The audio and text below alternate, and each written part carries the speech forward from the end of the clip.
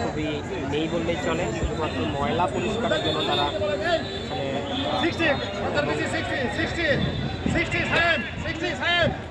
দর্শক আমরা দেখানোর চেষ্টা করছি দৈনিক আজাদের ফেসবুকে।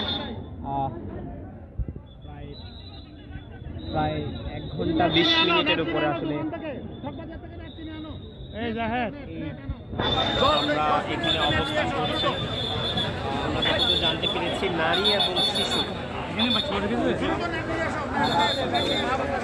7 মাসের একটি শিশু কোলে ছিল এবং 7 মাসের যে শিশুটি সেই কোলে নিয়ে মা আসলে একটি অটোরিকশা দিয়ে এই জায়গাটি অর্থাৎ এই যে মোড়টি দেখতে পাচ্ছেন সেই মোড়টি থেকে যখন ঘোরাতে যায় তখনই অটোরিকশা সহ মা এবং শিশুটি পড়ে যায়। তারপরে মাকে আসলে উদ্ধার করা গেলেও এখনো পর্যন্ত তার মায়ের কোলে যে শিশুটি ছিল 7 মাসের যে শিশুটি তাকে আসলে উদ্ধার করা যায়নি। সে এখানে পড়ে যায়।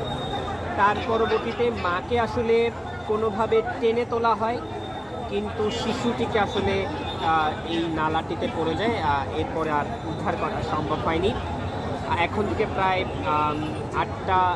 8টা নাগাদ প্রায় 1 ঘন্টা 30 মিনিট সময় হয়ে গেছে। ফায়ার সার্ভিসের টিম আসলেও আসলে তাদের যে কার্যক্রম সেটি আসলে দেখা যাচ্ছে না।